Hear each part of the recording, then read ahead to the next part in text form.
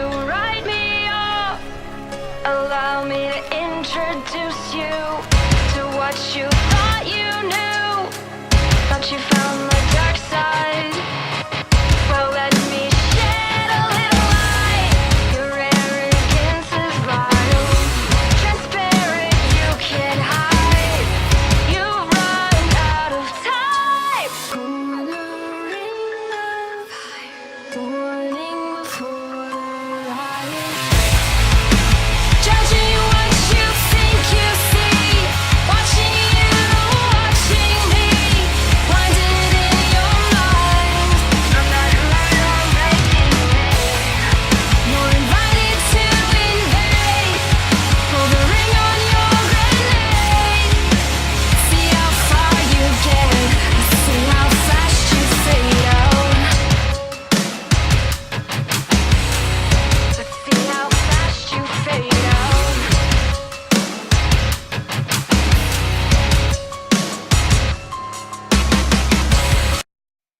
Hey everyone, it's Mr. Gerald Lord with another episode of Another Point of View Q&A edition.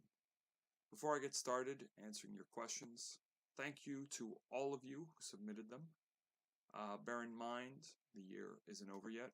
If you want to ask me something or anything, you still have time before 2019 hits. Right now, I'm kind of catching up on some of the questions you all sent because I kind of procrastinated. So expect a few more of these to be posted to make up for lost time. I'm not sure I paced myself too well this time around. Either way, let's get started. Question: what YouTube channels do you like, and would you ever like to have any YouTube personalities as guests on your show? So I watch a variety of channels on YouTube. It's not all I do with my time, obviously. And look, it's no secret I hold a pretty strong disdain for Google as a company. But I must admit, YouTube, despite being owned by Google, somehow is still an amazing hub to find a variety of video content and a good variety of options to finding thought-provoking commentary from content creators. If you know where to look, it's a pretty neat place to find out about stuff.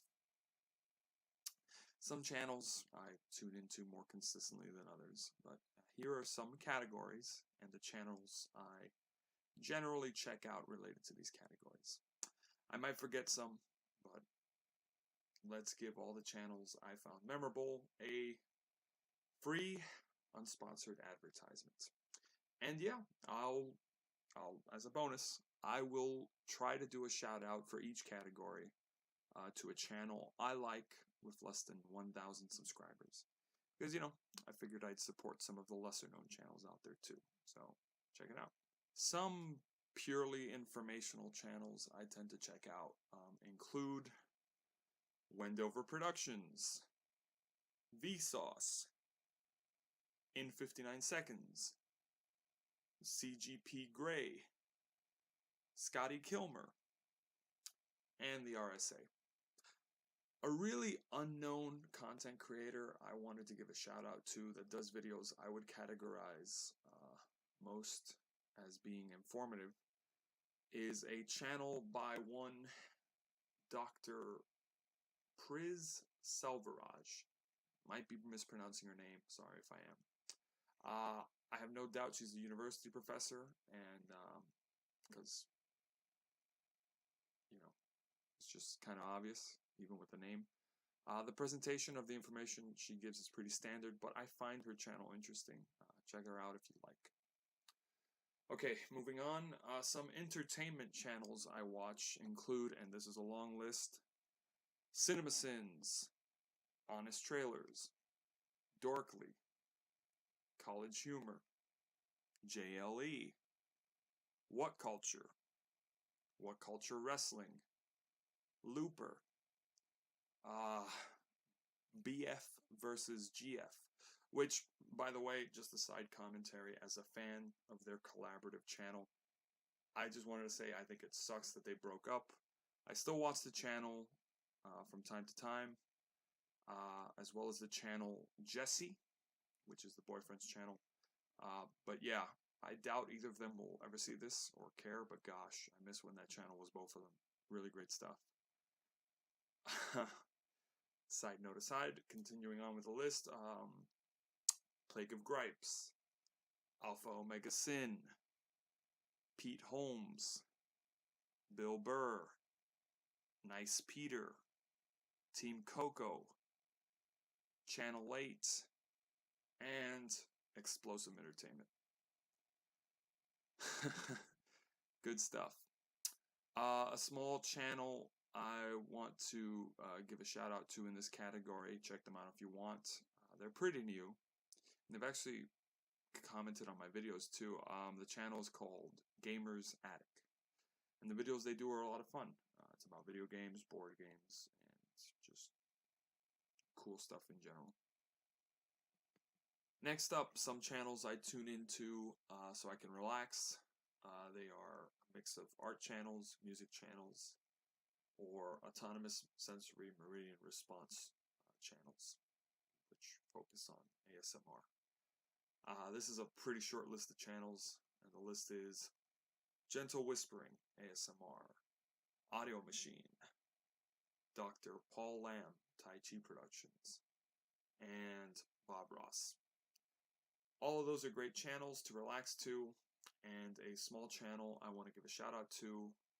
It's a channel that has some drawing videos, which I like. It's called Hollow's World. The channel doesn't post videos often, but it's pretty fun stuff. The drawing stuff especially is something I would say I like the most from it. But feel free to check that channel out. Pretty good. And the last major category I'll spotlight in terms of channels is channels that I watch for political or social commentary. And much like I hint at with the show's title, I watch videos by various sides of the political spectrum to get different points of view. And here's the ones that I generally watch. Secular Talk, The Jimmy Dore Show, Computing Forever, Paul Joseph Watson, Powerful JRE, Mark Dice, Black Pigeon Speaks, Jordan B. Peterson, PragerU, Greg Gutfeld, Redacted Tonight, Ron Placone, Empire Files, Philip DeFranco, Freedom Tunes, Real Time with Bill Maher, Lauren Southern, Aporia, and last but not least, Shoe on Head. I'm going to give a self-promotion to my own show for this category, so if you're not already, check out Mr. Gerald Lord. That's my channel. I think I nail some pretty exciting commentary from time to time. But anyway, that segues perfectly to the second half of the question. Would I like to have any other YouTube personalities on the show? Yeah, that'd be pretty awesome. You know, I always enjoy having a guest host on here. So I guess let me do a formal invite to any other YouTube personalities out there interested in making an appearance on my show. Send me a message on YouTube, email me, or send a message to me on Facebook. Real Gerald Lord. That's the profile. I'm always up for a collaborative work, so yeah, let me know. And thanks for the question. Alright, next question. Hey, this one includes a link. Should be interesting. Question. What are your thoughts on this story? Okay. Wow. What a story. Alright. So I encourage you all to read this story for yourselves if you'd like. But basically, it's a story about a young couple. They had been together since they first met at the age of 14. They got engaged when they were both 18 years old. They had a son together in their early 20s. And they had this idea about a dream wedding, which they saved up $15,000 for. So they started checking out venues, and they were stuck between two. So they consulted, I kid you not, quote, a local psychic and the psychic told them to go with the more expensive of the two options. So they said, okay, fine. And turns out their wedding, their dream wedding, would actually cost $60,000 because apparently it's some kind of expensive wedding. So the article says they both decided to reach out to their friends and family for help funding their dream wedding. And they asked each guest to pledge $1,500 in a cash gift, or else the person invited would not be allowed to attend. Yeah, considering the rest of the story, I'm gonna guess this was the idea of the bride. Let's continue. So the groom's family offers $3,000 to make it happen. The bride's maid of honor pledges $5,000 to make it happen, which already that's incredible. That's a really good friend. $5,000, that's definitely a fair chunk of change there. This is all US dollars, by the way. So, yeah. Then a total of 8 people, out of all the people they sent invites to, respond, and they send them a check of $1,500 each. If you're not good at math, they basically had $20,000 pledged to go to their event, along with the $15,000 they had saved up for the wedding. They still needed $25,000 more. But then, the groom's family backed out of their pledge, and other people started to as well. So the couple sets up a GoFundMe. That only got $250 in donations. At this point, the bride-to-be is livid. So she gets into an argument with the groom, yells at him, and he gives her some space, because, she's mad. He then comes back to her, and he suggests that they have their wedding in Las Vegas. She has a panic attack, and she yells at him some more. Because, the idea is absurd to her. So in her moment of sadness, because of panic, she calls up her maid of honor, crying her eyes out, as she put it. And the maid of honor, being a reasonable person, suggests to her, perhaps, just maybe, this is a sign that she's asking for too much and should try to go for a wedding within their budget.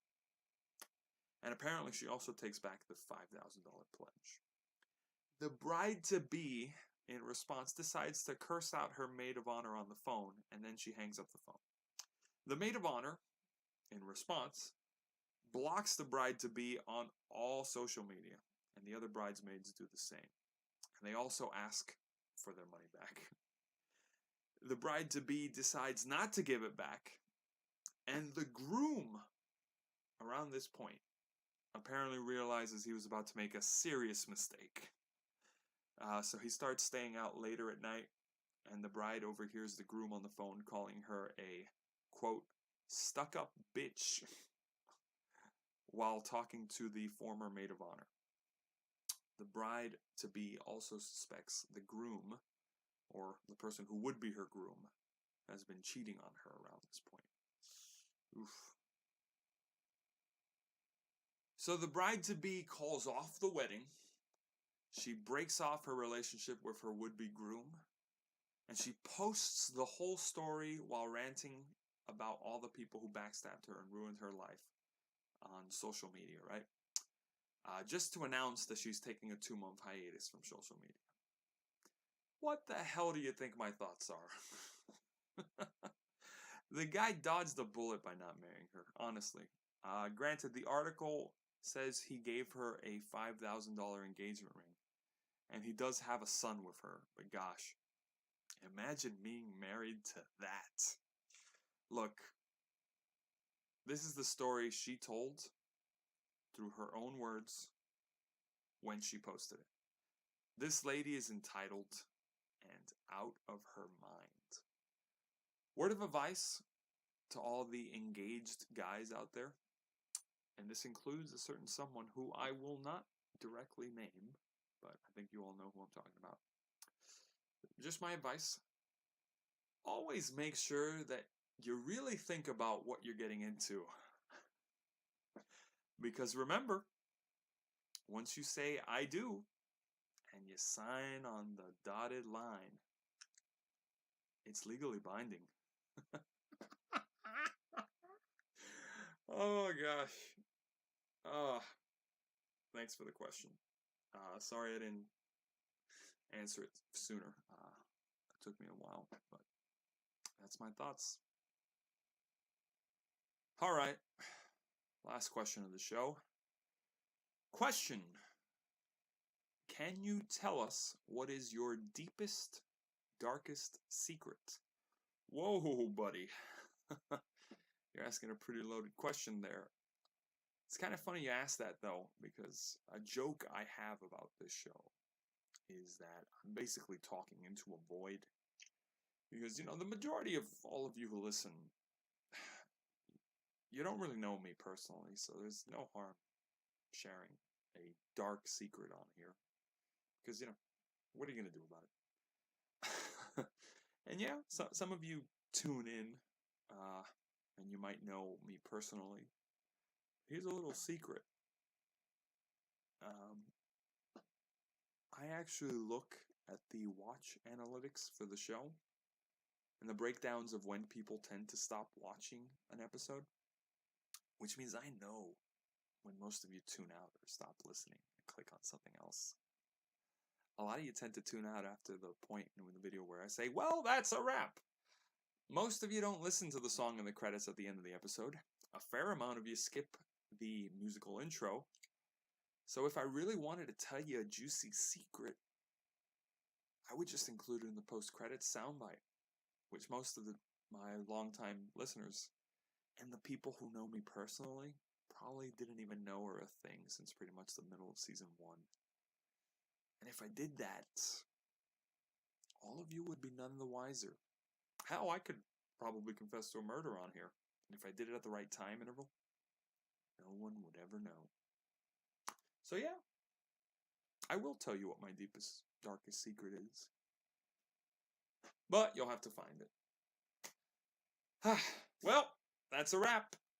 See you next time, listeners. Tell me all that you're thrown away. Find out games you don't wanna play. You are the only one that needs to know.